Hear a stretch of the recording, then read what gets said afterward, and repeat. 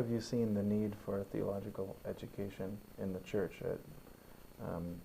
You all are working hard to train up pastors and so on, but you've also spent time, you are a churchman yourself.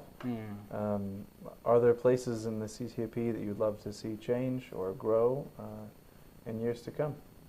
Yes. And you don't need to name names, so that's okay.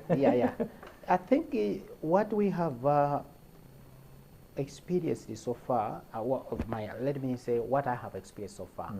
I still see the need for theology to in the way how we have been approaching it. If we can even do it differently, like the tradition has been that the training of pastors must have been following the old approach that is most influenced from Western kind of approach in terms of theology. That's the traditional theology that we've been using. And of late, that has been seen that somehow, somewhere, there is a gap. How people, how members of the congregation are being administered. You will see that there is a gap. This has been revealed in the sense that, you know, in Africa, particularly in Malawi as well, we have this movement, the Pentecostalism.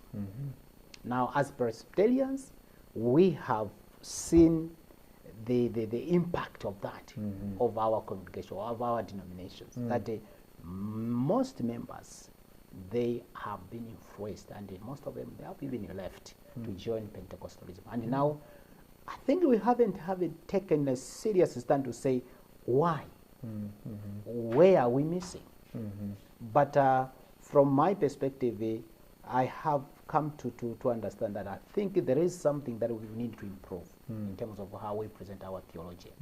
And I think we needed to come down to the ground in terms of context.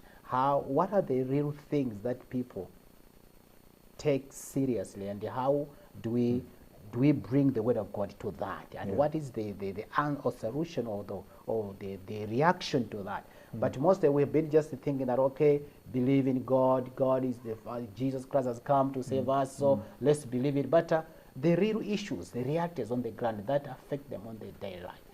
What does the Bible say, and what are we saying? So I think that is quite a challenge, and that has made most of the people to move to Pentecostal, because it's like Pentecostals, they say, we are going to pray for you right now. That problem is going to die. And that is so quite touching to them, because it's a reality.